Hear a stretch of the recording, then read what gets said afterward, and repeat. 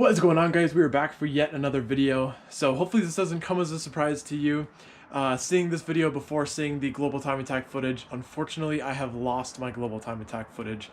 I guess the SD card got misplaced somewhere, and so I don't have any of the footage I recorded at global time attack. So that's super unfortunate, and I really wish that I had all of my laps and all of the clips that I recorded over the weekend and fun stuff that we did to show you guys, but the footage is lost, so I guess we'll just end up having to talk about it in another video or something. But either way, today we're going to be talking about how I set the front wheel drive lap record at the Global Time Attack Finals in Buttonwillow this year in 2020. What is going on, guys? We are back for yet another video.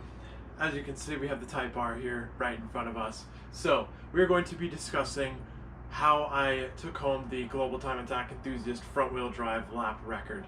So I'm going to go ahead and go over just about everything I have done to the car so you guys can kind of get an idea what it took for me to take that record.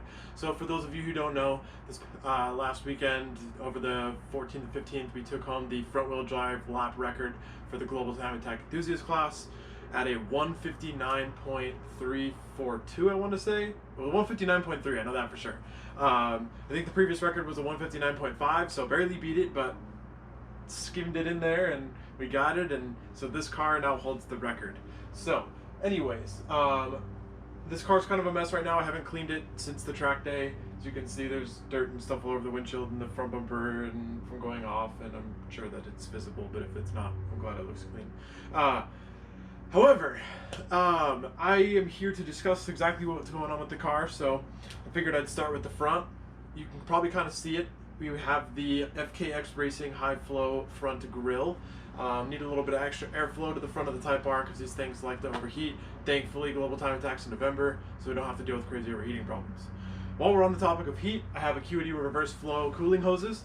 So I went ahead and installed those in the hopes that it would keep me from overheating just maybe a lap or two more, so we didn't have to take a cool down lap if I did a lap and then there was a good lap after that in it. So I went ahead and installed those as well. So in terms of cooling, that's all I have. It's on the OEM coolant, the OEM radiator, OEM everything else, just the grill and the hoses. Maintaining with the front of the car, I ended up having to fabricate a tow hook because the type bar does not have a front tow hook, so I just pulled out the lower grill on the right side and put a tow strap in there. Simple, easy, no problems. And then I went ahead and taped off where the grill was because I was told that it was creating a weird positive pressure effect in that area, so taped it off and eliminated that effect. Still staying with the front of the car, I have the Blitz Front Strut Bar. Probably didn't do a whole lot, but figured I'd mention it. Radium catch cans to help catch some of the oil blow-by that GDI cars tend to have. It's got the PRL high volume intake, and I believe that's about it for things that at least reside under the hood. Coming around the side a little bit, we have our Advan RSiii 18x9.5 plus 45 wheels. So those are the ones we ran this weekend, and I was running the 275/35/18 Goodyear Supercar 3 tire. These are the 220 treadwear versions, not the 3Rs, which are the 100 treadwears, but these are the 220s, and I think they come stock on the Camaros and some of the Corvettes. I personally liked them. I thought they were really good. They had a lot of lateral grip, and the car was really predictable all weekend. I really enjoyed the tires. The only thing that I didn't like about them was under braking, they tended to want to slip and ABS was activating, and I didn't have that issue with some of the 200 treadwear tires I was running, but these things felt like they had a bit more lateral grip than some of the 200s I was running. So I don't know, I guess you win some, you lose some in that regard. Coming around to the side of the type bar, everything's bone stock. If we get underneath the wheel, we have a few changes. In the front, I guess all around, we have the Swift springs. I have the Swift Spec R springs for this car, just off the shelf. And then I have Project Mu Club Racer pads all the way around on all four corners. I'm running the Project Mu G4 335 brake fluid, and I am happy to report that I had no problems with braking all weekend. Granted, I wasn't doing hot lap after hot lap after hot lap, but I did 8 sessions and not a single time did I experience brake fade. The most I ever did was, I think I did 4 hot laps in a row on the last session because I was having a blast, and it was clear I wasn't going to get a better time because the tires were starting to fall off a little bit, temperatures were a little warmer, and you know, it's just the end of the weekend. So either way, everything felt great. The tires had consistent 2-minute flat grip in them, and the brakes were amazing the whole time. Around back, the stock wing is still on the car, and I have the RV6 Rear sway bar, the same one that comes on the TCR cars, and that also has the billet end links on it, so that is super cool. That sway bar was honestly awesome. It definitely picked up the rear end grip just a little bit, just that extra amount that the car needs, and made it more predictable, made the rear end a little bit more lively, and overall it's just a great experience. That bar is, honestly, it did wonders for the handling and performance of the car. If you guys want to count it, the interior, I'm running the Hybrid Racing Launch Edition shifter with the Hybrid Racing shift knob. A little bit more crisp, quick shifts, and the knob sits just a little bit higher, so it's a little bit closer to the steering wheel for shifting.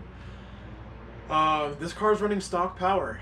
I did not change anything on the power. It's as it comes from the factory, no tune, no nothing. I don't own a Honda or a K-tuner, and nor did I ever really plan to with this car. I forgot to mention I have the Milltek non-resonated exhaust, the front pipe all the way back. I would have to say that it didn't really do anything. A lot of people are like, intake exhaust, you got a little bit more power, and to be quite honest, I really didn't notice the difference with either. You can't argue that the PRL intake gives you slightly cooler intake temperatures, which is awesome because then, you know, a little bit better on overheating. But the exhaust really doesn't do much except for noise and maybe save a couple pounds on weight. I guess I'll touch on, there's no aero on the car other than stock. Like I said, stock wing. I'm running the stock front lip. I had plans to run a diffuser in the back, but the Global Time Attack, their rule sheet was a little funky. It said no more than one aftermarket aerodynamic element. What it failed to say was that aftermarket also means stock, so they're confused as to how that got in there, but the stock rear wing on this car counted as my rear element, so I had to pull off the diffuser. So I was going to run the BM spec rear diffuser and didn't end up getting to run that because of the stock rear wing, so I just ended up pulling it out. So all the aero on this car is completely stock. There's nothing on it that makes it different than anything else.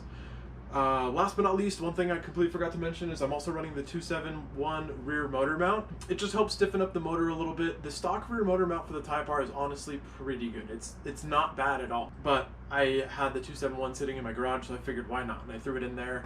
It crisped up the shifts a little bit, and I guess we got a little bit less play in the motor, which means less play in the axles, maybe a slightly sharper response, I don't know. But it definitely feels like the engine's more connected with the chassis. I believe that's about it. There's nothing else in the interior. Stock seats, stock seat belts. Like I said, stock power, stock aero. The only thing that we really changed was two very small suspension bits, which was the springs and the rear sway bar. And then of course you could argue that the strut bar is a little bit of suspension in there as well. And then wheels, tires, and brake pads, and sent the car. So if that doesn't show you how good the Type R is from the factory, I mean, I really don't know what will.